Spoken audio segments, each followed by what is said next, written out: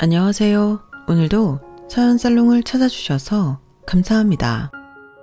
늦은 나이에 결혼 한번 하려다가 인생 종칠 뻔한 여성이에요. 제 소개가 조금 과격한 면이 있긴 하지만 이건 절대 과장이 아니에요. 그래서 더 가슴이 아프지만요. 제 나이가 올해 36인데요. 요즘은 아무리 결혼에 때가 없다고 해도 제 나이 정도면 결혼하기에 늦은 나이인 건 맞아요. 그래서 나이에 쫓겨 결혼을 선택했다가 이런 꼴을 당했지 뭐예요. 그래도 위기를 벗어나 이렇게 멀쩡히 사연을 보낼 수 있는 건 의인의 도움 덕분이었어요. 그런데 재미있는 건 되게 의인이라고 하면 나한테 긍정적인 인물을 떠올리기 마련인데 저를 도와준 의인은 제게 적대적인 인물이었다는 사실이에요. 어제의 적이 오늘의 은인이 되다니 세상 일은 알다가도 모를 일인 것 같아요. 그러면 지금부터 제 인생을 송두리째 망쳐버릴 뻔했던 살벌한 파운 스토리를 전해드릴게요. 저는 5남 1녀 중 막내로 태어났어요. 그 말인 즉슨 제 위로 오빠가 5이나 있다는 얘기예요. 그래서 어릴 때는 동네에서 아무도 저를 건들지 못했어요. 저랑 말다툼이라도 했다가는 덩치 큰 오빠 5이 달려왔으니까요. 그 중에서도 막내 오빠는 꽤나 유난스러울 정도로 저를 과보호했어요. 제 보디가드라는 소리를 들을 정도로요. 저랑은 1살 차이밖에 안 나서 학교도 같이 다니고 방과 후에는 집에도 같이 오곤 했는데 하도 유난을 떨며 저를 데리고 다녀서 그런 별명을 갖게 되었어요. 심지어 대학까지도 같은 대학을 다니는 바람에 저는 대학 시절 동안 미팅 한번 못 해보고 동아리 활동은 꿈도 못 꾸고 살았어요. 그런데 웃기는 게 뭔지 아세요? 저는 그렇게 단속을 했으면서 정작 막내 오빠 자신은 소개팅도 하고 심지어 CC까지 됐다는 거예요. 여자친구랑 둘이 데이트를 하면 될 걸 꼭 중간에 저를 끼워서 데리고 다니는 바람에 제 입장이 얼마나 난처했는지 몰라요. 그런데 그 여자친구도 참 대단하더라고요. 이런 경우 대개 여자 쪽에서 뭐라고 하거나 혹은 여동생 문제로 싸우기 마련인데 오빠 여자친구는 단 한 번도 싫은 기색조차 없었어요. 뭐 결국엔 오빠보다는 저랑 더 친해져서 저희 오빠랑 헤어진 뒤에는 제 절친이 되었지 뭐예요. 올케가 이 방송을 듣고 있다면 놀라 까무라칠 일이지만요. 아무튼 저에 대한 오빠들의 과잉보호를 얘기하자면 며칠 밤을 새도 부족해요. 그런데 그때까지만 해도 저는 그런 이유에 대해 심각하게 생각해 본 적이 없어요. 그저 제가 우리 집에서 유일한 딸이기 때문에 오빠들이 그런다고 생각했을 뿐이에요.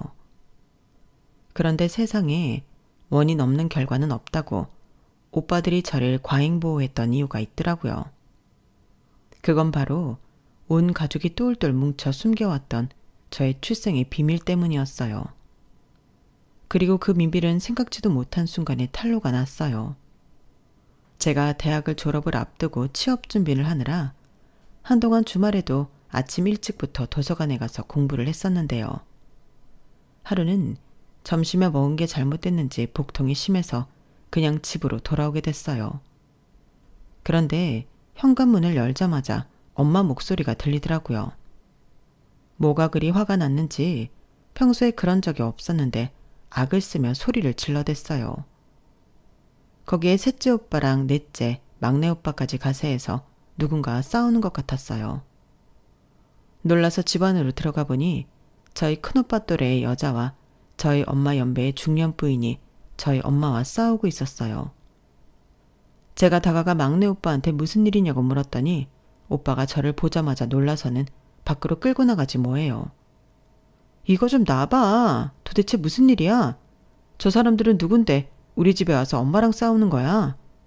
아이씨, 넌 몰라도 돼. 그냥 이상한 여자들이야. 똑바로 말해봐. 누군데 우리 집에 와서 저러고 있냐고. 오빠는 알고 있지? 뭔데? 혹시 큰오빠 바람났어? 두 여자 중 젊은 여자가 큰오빠랑 엇비슷한 나이인 것 같아서 했던 말인데 제 말을 들은 막내 오빠가 어이가 없다는 표정으로 저를 쳐다보며 그러더군요. 기집애가 큰형을 뭘로 보고 암튼 쓸데없는 생각하지 말고 저 사람들한테 신경 끊어. 별일 아니니까. 막내 오빠는 끝까지 시치미를 떼면서 별일 아니라는 말만 반복했어요. 말은 그렇게 하면서도 저랑 그 사람들이 마주치지 못하도록 저를 집에도 못 들어가게 막고 있으면서 말이죠. 그날 저는 막내 오빠랑 동네 놀이터에서 한참을 앉아 있어야 했고 1시간쯤 지나서 넷째 오빠한테 온 전화를 받고서야 집으로 돌아갈 수 있었어요. 집에 가보니 엄마는 병이 났는지 침대에 누워 끙끙 앓고 계시더라고요. 자초지종은 모르겠지만 저희 집에 찾아왔던 여자분들과 관계된 일이 벌어진 게 확실했어요. 물론 저희 가족들 중 누구도 제게 이번 일에 대해 제대로 된 해명을 해주지 않았지만요. 그 설명을 들은 건 며칠 뒤 학교에서였어요. 공강이라서 빈 강의실에 앉아 있었는데 저희 과 동기가 다가와 밖에서 누가 저를 기다린다고 그러더라고요. 나가봤더니 주말에 저희 집에 찾아왔던 여자였어요. 두 사람 중 저희 큰오빠 또래의 여자요. 여자는 제 동기한테 저를 불러달라고 해놓고는 쉽게 입을 떼지 못했어요. 이렇게 뜸을 들이는 걸 보니 제가 알지 못하는 중대한 일이 있긴 한 것 같았어요. 그런데 힘겹게 입을 뗀 여자가 갑자기 제게 사과를 하더니 이러는 거예요. 미안해. 그때 나도 너무 어려서 널 키울 수가 없었어. 사귀던 남자친구랑 헤어진 데다 그 사람은 새 여자 만나서 결혼식 날짜까지 잡았다고 그러니 제정신이 아니더라고. 혹시라도 애 낳으면 돌아오지 않을까 했는데. 그 여자의 입에서는 제가 상상도 못했던 제 탄생 비화가 흘러나왔어요. 그것만으로도 머릿속이 하얗게 될 정도로 충격이었는데 글쎄 이런 소리를 하지 뭐예요. 얼마 전에 네 아빠를 다시 만나게 됐는데 이혼하고 혼자라고 그러더라? 여자가 애를 못 낳아서 이혼을 했다나? 그래서 말인데 이제 와서 이런 말하기 엄치 없지만 엄마랑 같이 아빠 집에 들어가 살지 않을래? 듣자 하니 너 요즘 취업 준비라던데 네 아빠 딸로 살면 그런 걱정 안 해도 돼. 너희 아빠 엄청 부자야. 평생 돈 걱정 않고 살 수 있다고. 여자는 반쯤 정신이 나간 사람처럼 저를 붙잡으려고 쉼없이 짓거려댔어요. 마치 멀쩡한 사람을 물속으로 끌고 들어가려는 물귀신 같더라고요. 그 모습이 너무 무서울 정도로 소름이 끼쳤어요. 이러지 마세요. 당신이 나를 낳았든 말든 나랑 상관없어요. 날 버린 그 순간부터 당신은 내 엄마의 길 포기한 거니까요. 그렇게 돈이 좋으면 당신이나 가서 그 사람이랑 살아요. 난 그럴 생각 추워도 없으니까. 인경아, 엄마 좀 살려줘. 네가 있어야지 내가 네 아빠랑 살 수 있어. 네가 날 엄마 취급 안 해줘도 돼. 그냥 호적에만 올라가자. 그러면 네가 원하는 거 다 가질 수 있고 지금보다 훨씬 대접받으면서 살 수 있어. 너 키워준 사람들이랑 지금처럼 만나도 돼. 뭐라고 안 할게. 그러니까 제발 엄마 좀 도와주라. 어? 네가 빌라고 하면 내가 무릎 꿇고 빌게. 네가 하라는 건 뭐든 할 테니까 제발 나 좀 살려줘. 비굴하게 자신이 낳은 딸한테 무릎까지 꿇겠다는 친모를 보니 불쌍하다는 생각보다는 화가 났어요. 결국엔 내가 그리워 찾아온 게 아니라 나로 인해 얻을 수 있는 부와 권력이 필요했던 거니까요. 돈이 사람을 얼마나 망가뜨릴 수 있는 건지 내 친모라는 사람을 보고 확실히 알았어요. 당신이 왜 내 엄마예요? 세상에 어떤 엄마가 자기 딸을 돈 때문에 버리고 돈 때문에 다시 찾으러 와요. 그게 무슨 엄마야. 당신한테 나는 그저 긁지 않은 복권일 뿐인 거잖아요. 그런데요. 그쪽한테는 더 이상 나에 대한 소유권이 없어요. 왠지 알아요?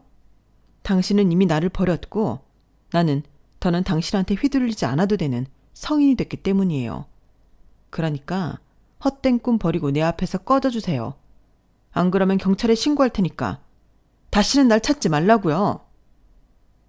돈에 눈이 먼 친모는 그 후로도 몇 번이나 학교로 저를 찾아왔어요. 그러다 막내 오빠한테 딱 걸리고 말았죠. 오빠는 마치 주인을 지키려는 진돗개처럼 맹렬히 달려들었고 겁을 먹은 친모는 도망치듯 떠났어요.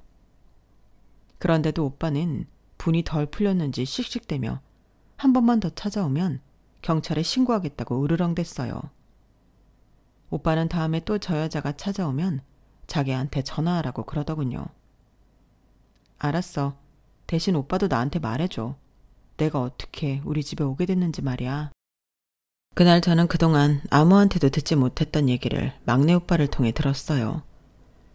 물론 오빠는 너무 어려서 기억도 못하는 일이었지만요. 나도 중학교 2학년 때 둘째 형한테 들어서 알게 됐어. 그 전까지는 네가 내 친동생인 줄 알았거든. 물론 지금도 그 마음엔 변함이 없어. 나뿐만 아니라 형들도 그렇고. 막내 오빠 말로는 제가 우리 집에 오게 된 건 막내 오빠가 첫 돌이 지나고 얼마 안 돼서였대요. 당시 저희 큰오빠가 고3이었는데 밤에 책상에 앉아 공부를 하는데 밖에서 아기 울음소리가 들리더라는 거예요. 처음엔 당시 돌쟁이던 막내 오빠가 우는 소린 줄 알았는데 엄마가 막내 오빠를 안고 방으로 들어오시는 걸 보고는 그게 아니라는 걸 알게 된 거예요. 그래서 소리가 나는 대문 밖으로 나가봤더니 제가 라면 박스 안에서 울고 있더래요.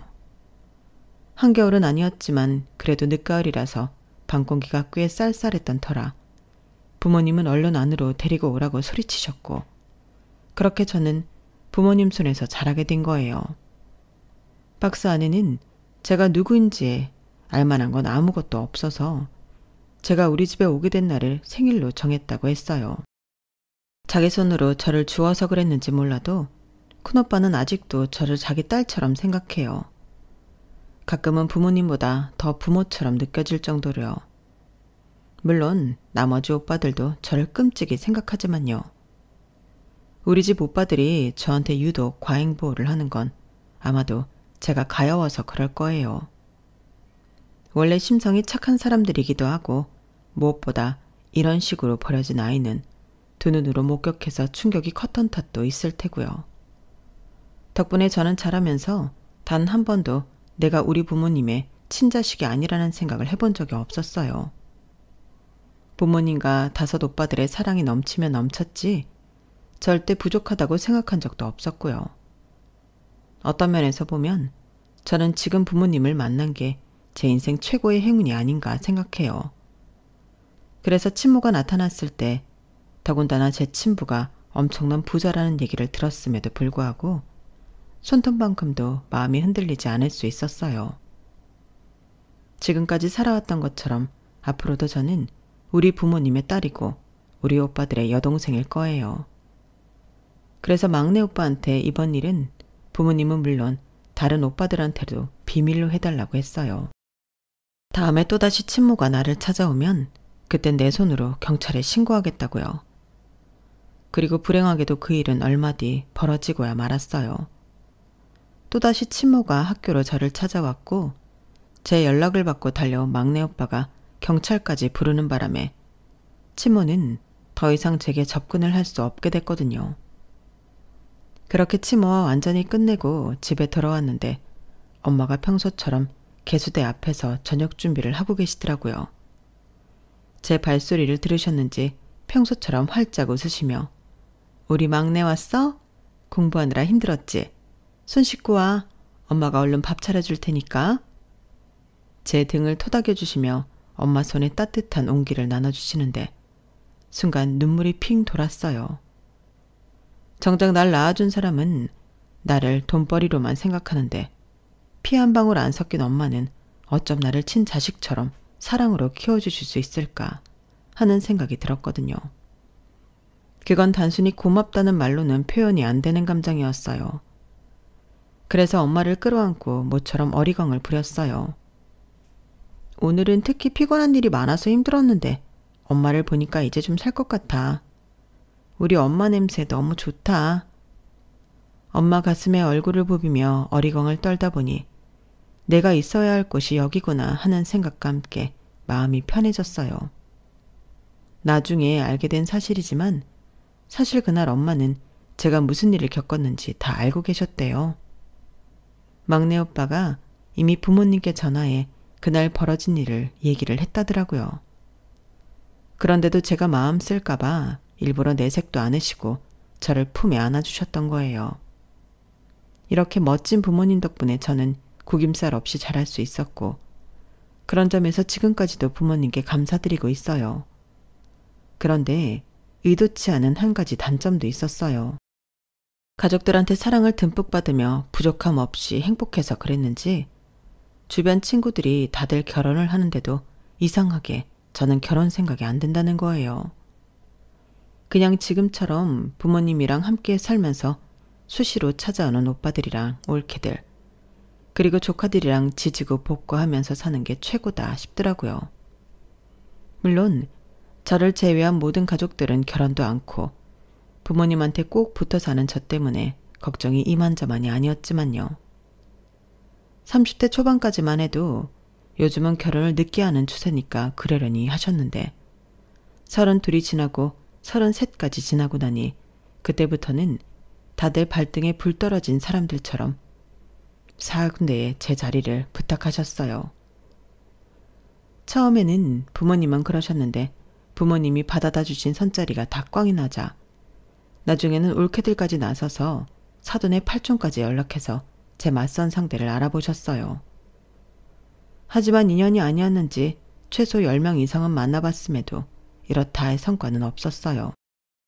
제가 마음에 들면 상대 쪽에서 저를 탐탁치 않아 했고 상대 쪽에서 내가 마음에 든다고 했을 때는 내가 마음에 안 들었거든요.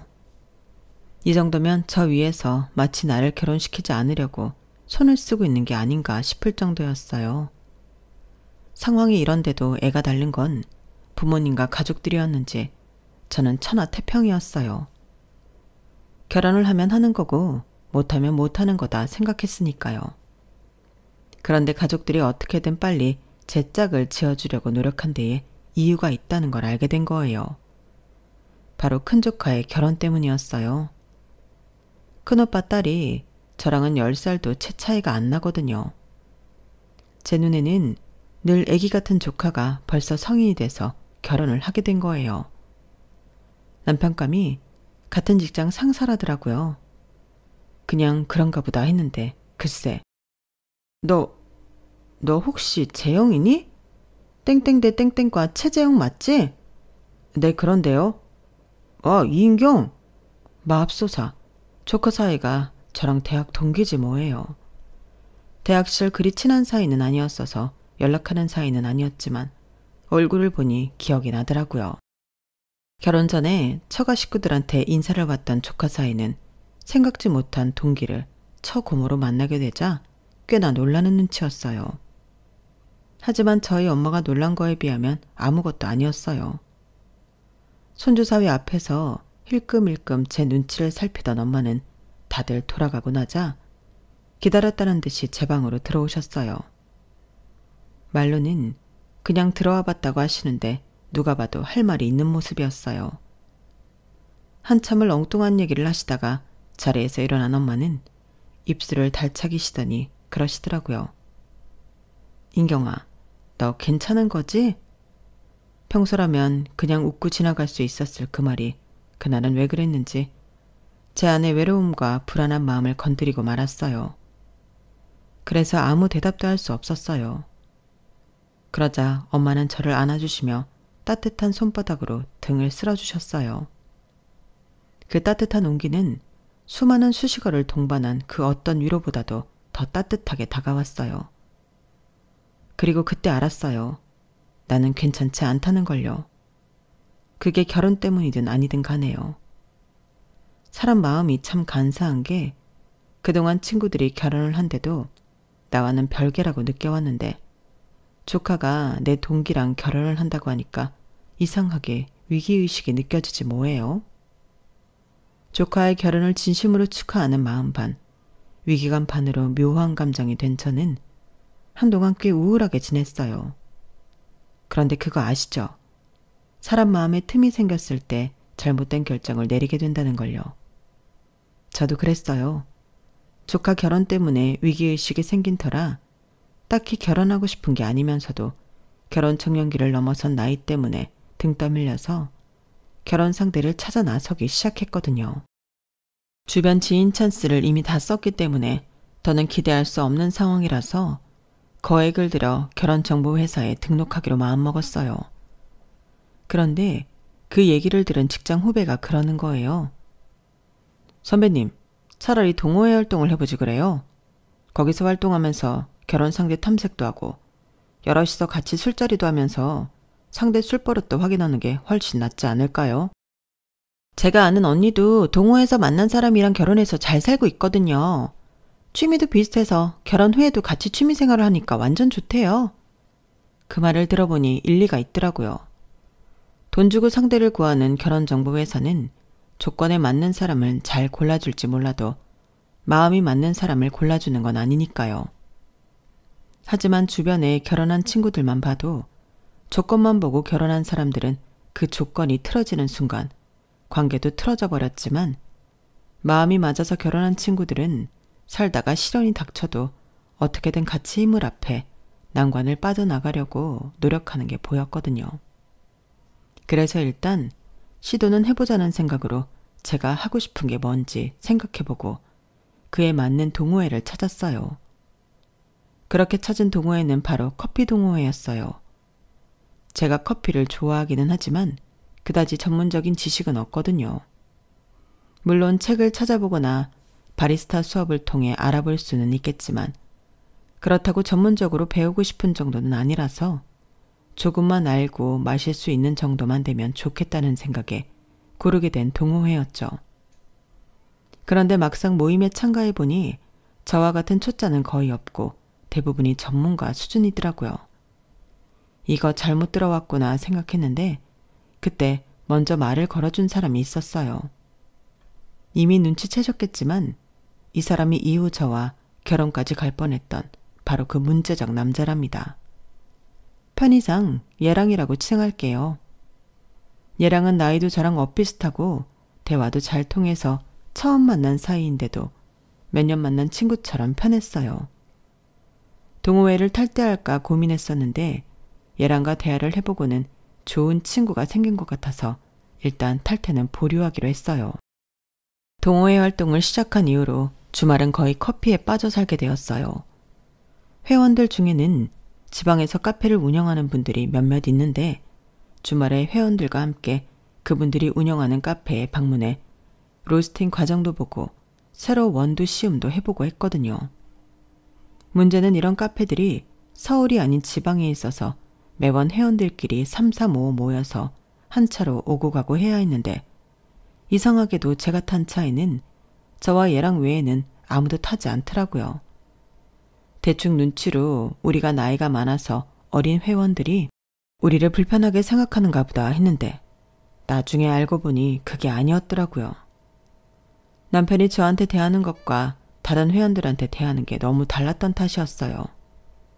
한마디로 자신이 눈독 들이고 있는 먹잇감한테는 세상 좋은 사람처럼 행동했지만 그 외의 사람들한테는 세상 까칠하게 대했던 거예요. 그러니 얘랑 차를 함께 타고 가겠다고 하는 회원이 저 빼고 하나도 없던 거예요. 그런 사실을 몰랐던 저는 장거리 드라이브를 하는 기분으로 얘랑과 신나게 수다를 떨면서 데이트 아닌 데이트를 하곤 했어요. 그렇게 3개월이 흐른 시점에는 서로에 대해 모르는 게 없을 정도로 가까워졌고 둘 다 홍기를 넘긴 나이였기 때문에 자연스레 결혼 얘기가 빠질 수 없었어요. 그렇다고 딱히 사귀는 사이도 아니었지만 서로 탐색을 하듯 일부러 결혼 관련 얘기를 많이 했던 것 같아요. 가령 결혼하면 분가를 하느냐, 시부모님을 모시고 사느냐에 대해 얘기를 나누기도 하고 돈관리는 누가 하는지에 대해서도 얘기를 나눴어요. 콕 집어서 그런 얘기만 한 건 아니고 겸사겸사 애들러가며 한 거라서 서로 간에 큰 부담은 없었어요. 중요한 건 많은 부분의 생각이 일치했다는 거였죠. 사귀기 전부터 서로에 대한 걸 많은 부분 탐색한 덕분에 사귀기 시작하면서 바로 결혼 얘기까지 나오게 됐어요. 결혼을 목적으로 동호회에 들어간 건 맞지만 막상 결혼 얘기가 나오고 나니까 걱정이 되는 거예요.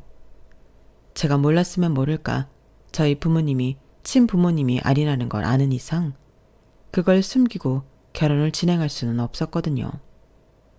왜 TV나 인터넷 기사에도 출생의 비밀을 숨기고 결혼했다가 나중에 이혼까지 이어지는 일들이 있잖아요. 저도 그게 걱정이 되더라고요. 애초에 결혼을 안 하면 모를까 했다가 그런 이유로 이혼을 하게 되면 부모님께도 죄송한 일이니까요. 그래서 얘랑한테 사실대로 말을 했어요. 그랬더니 조용히 저한테 다가오더니 저를 안아주더라고요. 마치 저희 엄마가 제게 그랬던 것처럼 말이죠. 순간 뭉클한 게 기분이 묘했어요. 살면서 가족이 아닌 다른 사람한테 위로를 받게 될 줄 몰랐기 때문에 그랬나 봐요.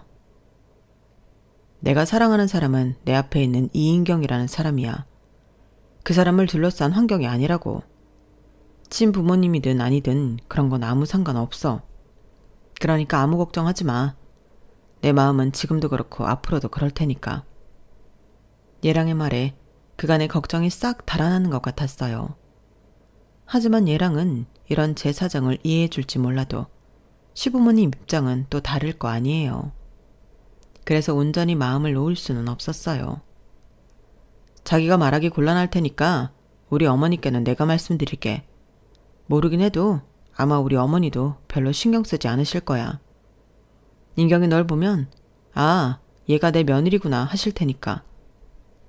얘랑 말대로 일단은 얘랑이 먼저 어머님께 말씀을 드리고 이후 제가 예비 시댁에 인사드리러 갈 때 다시 한번 말씀드리기로 했어요. 그날 밤 집에 돌아가 부모님께 결혼할 사람이 있다는 말씀을 드렸더니 부모님께서는 쌍수 들고 환영하시더라고요.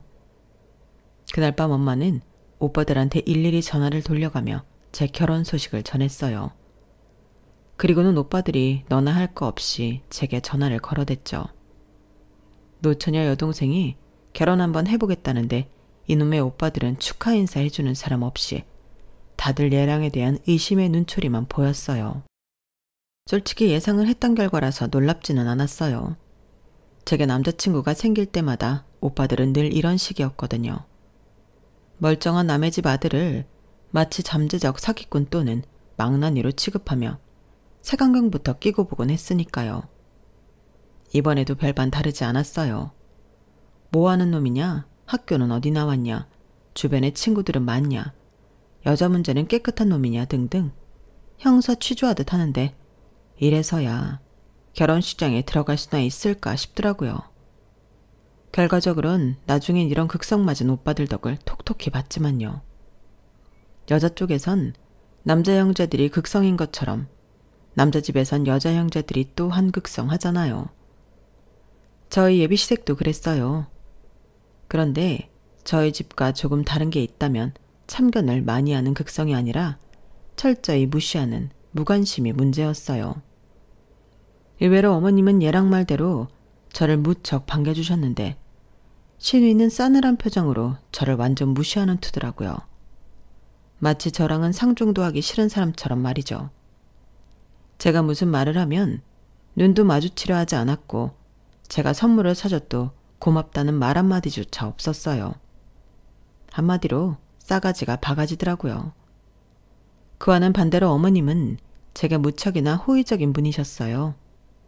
1년 전 남편과 사별하고 현재 관연한 아들, 딸과 함께 살고 계시는 어머님은 뒤늦게 시작한 부동산 투자로 아버님이 살아계실 때보다 더 엄청난 부를 누리고 계세요. 얘랑 말로는 아버님이 사고로 돌아가시는 바람에 합의금과 사망보험금으로 수억을 받게 됐는데 그 돈으로 산 땅이 8년 만에 10배 가깝게 올랐다는 거예요. 그렇게 얻은 수익으로 땅과 건물을 사고팔기를 거듭하면서 현재는 부동산 준재벌 정도는 된다고 하더라고요. 그래서 그런가 어머님은 일반 가정주부와는 달리 통도 크시고 씀씀이도 남달랐어요.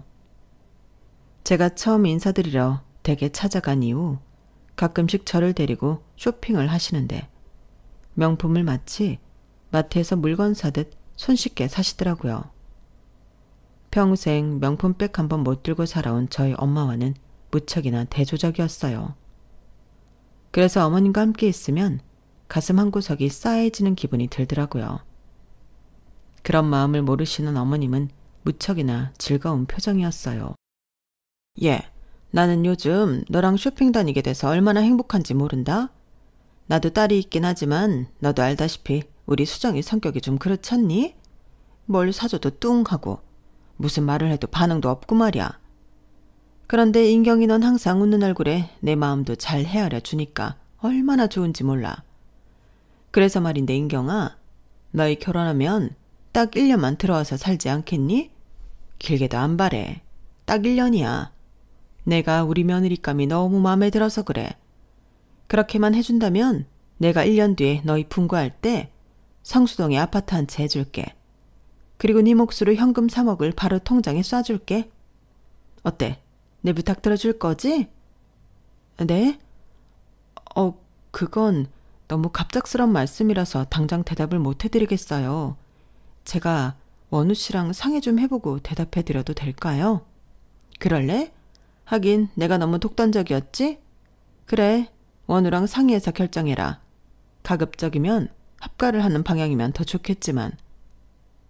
어머님은 서운한 기색을 보이시면서도 어떻게든 저를 설득하고 싶으셨는지 명품 지갑을 선물로 사주셨어요. 그걸 받으면 어머님 부탁을 뿌리치기 힘들어질 것 같아서 한사코 거절했지만 어머님은 끝내 제 손에 지갑을 쥐어주셨어요. 왜? 뇌물인 것 같아서 받기 그래? 너 거절 못하게 하려고 주는 것 같아? 얘도 참. 그런 거 아니야. 요 근래 인경이 네 덕분에 내가 즐거운 시간을 보낸 게 고마워서 주는 거야. 그러니까 더는 사양하지 마. 그럼 나 상처받는다? 결국 어머님이 주시는 명품 지갑을 받아들고 집으로 왔어요. 그리고 다음 날 예랑을 만나 합가에 대한 얘기를 나누게 되었죠. 예랑은 제가 싫다면 굳이 합가를 하지 않아도 된다고 하면서도 은근슬쩍 제가 합가하기를 바라는 듯 했어요. 우리 어머니가 인경이 널 무척 마음에 들어 하시나 보다. 집에 손님 들이는 것도 싫어하시고 이모가 와도 자고 가라는 말 한 번 없는 분인데 너랑은 같이 살고 싶다고 하시니 말이야. 물론 네 마음이 불편하다면 안 될 일이겠지만. 말로는 내 마음대로 하라고 하지만 결론은 어머님 뜻에 따르자는 것 같았어요. 생각해보면 딱 1년 함께 살고 아파트에 현금 3억이 생기는 건데 안 하는 게 바보 아닌가 싶더라고요. 그래도 혹시 내가 예상하지 못하는 부분이 있을지 몰라서 셋째 올케 언니한테 전화를 했어요. 제가 올케 언니들 중에서 셋째 올케 언니랑 제일 친하거든요. 제 얘기를 들은 올케 언니는 바로 그러더라고요. 아가씨, 월급쟁이가 3억 모으려면 몇 년 걸릴 것 같아요? 생활비에 이래저래 들어가는 돈까지 다 빼고 말이에요. 그러면 딱 답 나오는 거 아니에요? 게다가 요즘 같은 시대에 아파트까지 준다는데 뭘 망설여요. 시어머니가 아가씨를 가사 도우미로 쓴다고 해도 그건 무조건 콜인 거죠. 나라면 당장 하겠다고 할 거예요. 시집살이가 아무리 매워도 딱 1년이잖아요. 대신 들어갈 때 각서 제대로 받고 가는 거 잊지 말아요. 올케 언니 말대로 현실적으로 아파트에 현금 3억이면 어머님께 간이고 쓸개고 다 빼드릴 수 있을 것 같았어요. 그래서 그 주 주말에 어머님을 만나는 자리에서 결혼하면 시댁에 들어가 살겠다고 말씀드렸어요.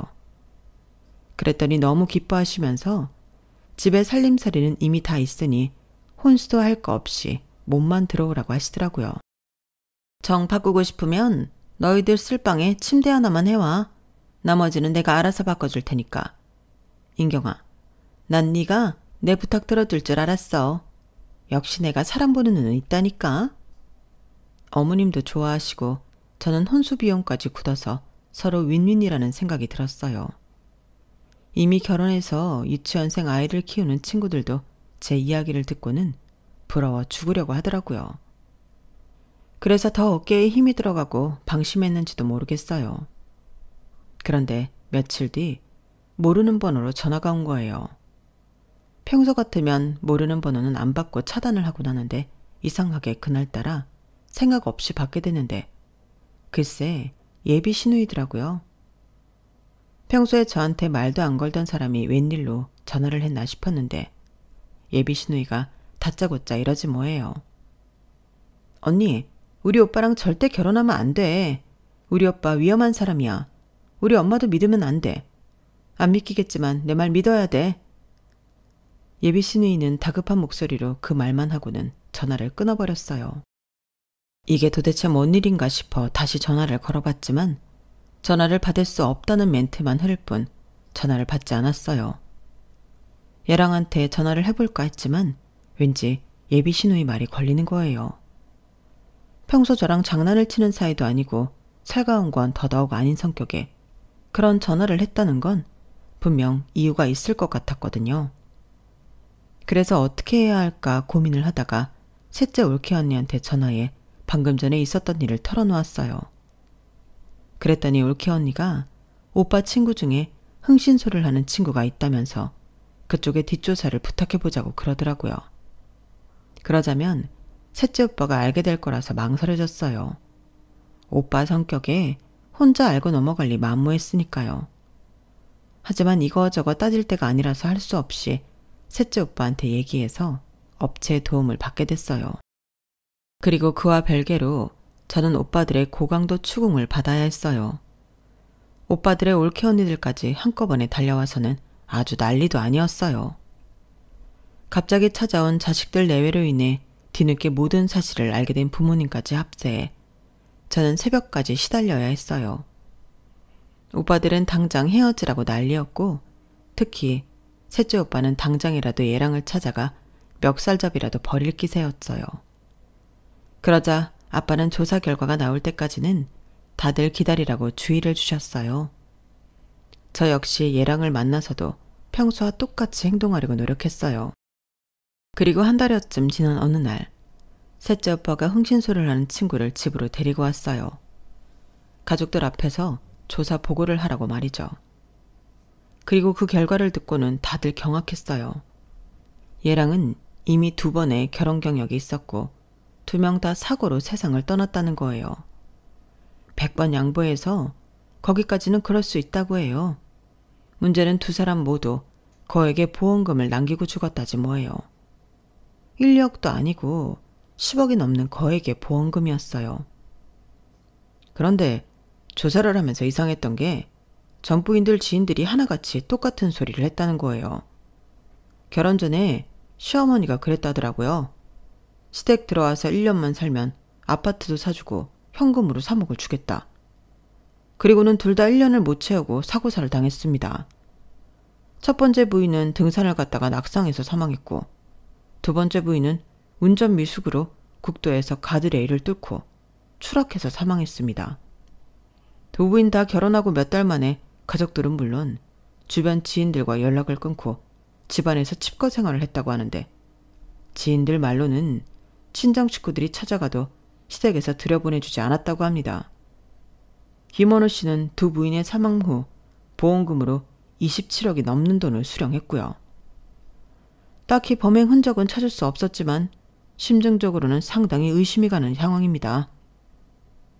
얘랑이 2번이나 결혼을 했었다는 사실도 놀랍지만 둘 다 결혼하고 1년도 안 돼서 사고로 세상을 떠났다는 건 더 놀라웠어요.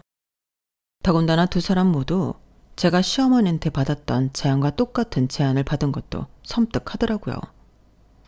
그런데 오빠 친구가 덧붙여 이런 말을 하더라고요. 그런데 조사를 시작하고 얼마 뒤 김원우 씨 여동생인 김수정 씨가 경기도 용인에 있는 정신병원에 입원한 사실을 발견했습니다. 김수정 씨 역시 남편과 사별한 경력이 있는데 신기하게도 김수정 씨 역시 10억대의 사망보험금을 수령했더라고요. 남매가 배우자 사망으로 돈을 벌었다고 해도 과언이 아닐 정도로 의심스러운 부분이 있습니다. 스릴러 영화를 보는 것보다 더 살이 떨리는 조사 결과를 듣고 저를 비롯해 온 가족이 멘붕에 빠지고 말았어요. 그리고 다음 날 저는 얘랑을 만나 결혼은 없었던 일로 하자고 했어요. 더불어 헤어지자는 말도 했어요. 얘랑은 도대체 왜 그러냐고 화를 내더라고요. 혹시 수정이가 무슨 이상한 말이라도 했어? 그 말에 뜨끔하기는 했지만 일단 시치미를 뗐어요. 수정이가 자기한테 전화했었잖아.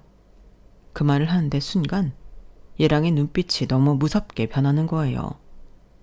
그래서 어떻게든 이 남자 기분이 상하지 않게 잘 헤어져야겠다고 생각했어요. 혹시라도 헤어진 이후에 해코지하러 찾아올까봐 두려웠거든요. 아, 그때 전화 온 거 말하는 거구나. 내가 화장실에 들어가 있는 바람에 엄마가 받으셨더라고. 다시 전화한다더니 안 하길래 내가 전화해봤더니 안 받더라고. 근데 자기 동생은 나를 그렇게 싫어하더니 왜 전화를 했던 거래? 안 그래도 궁금했는데 물어본다는 걸 깜빡했네. 그래? 나야 모르지. 걔가 원래 좀 엉뚱한 애라서 말이야.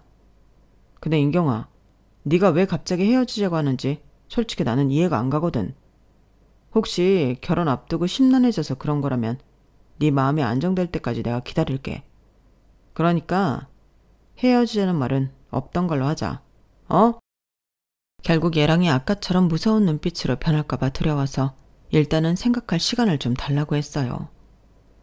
그리고 바로 다음 날부터 오빠들이 교대로 제 보디가드 역할을 했어요. 언제 돌변할지 모를 얘랑에 대비해서요. 회사에 출근을 할 때는 둘째 오빠 차를 타고 가고 퇴근할 때는 넷째 오빠 차를 타고 퇴근을 했어요.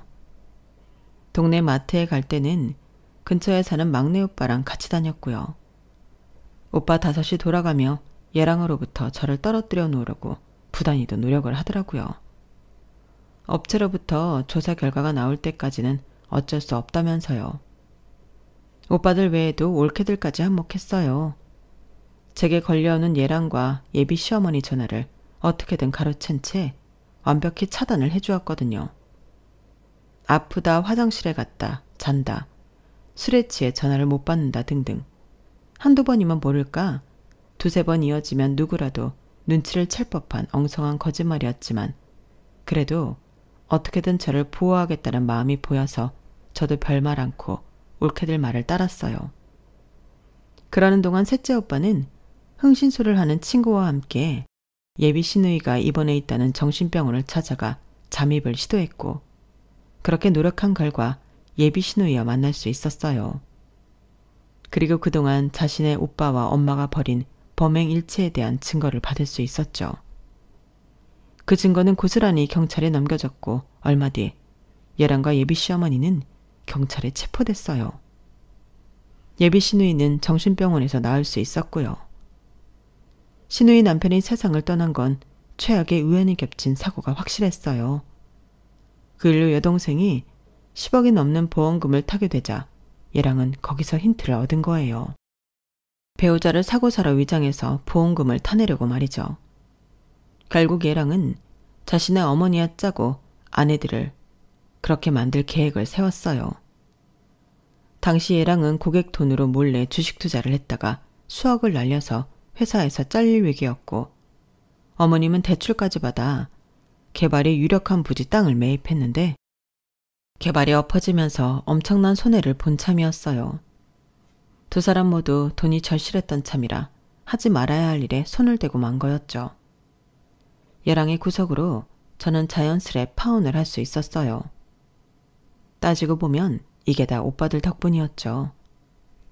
지구를 지키는 어떤 맨들보다도 더 저를 안전하게 지켜주는 참견쟁이 오빠들 말이에요. 어릴 때는 이런 오빠들이 귀찮고 야속하기도 했지만 큰일을 당하고 보니 오빠들의 참견이 저를 향한 사랑이자 애정 표현이라는 걸 알 수 있었어요. 이런 오빠들을 만난 건 제 인생 최고의 행운이 아니었나 생각합니다. 이것으로써 나이에 등 떠밀려 결혼 한번 해보려다가 날벼락을 맞을 뻔했던 저의 파혼 스토리를 마칩니다. 지금까지 제 사연을 들어주셔서 감사합니다. 소중한 가족과 행복하시길 진심으로 바랍니다. 여러분, 사연 댓글에 응원과 현명한 조언 부탁드려요. 좋아요와 구독은 저에게 큰 힘이 됩니다. 오늘도 좋은 일 가득하세요.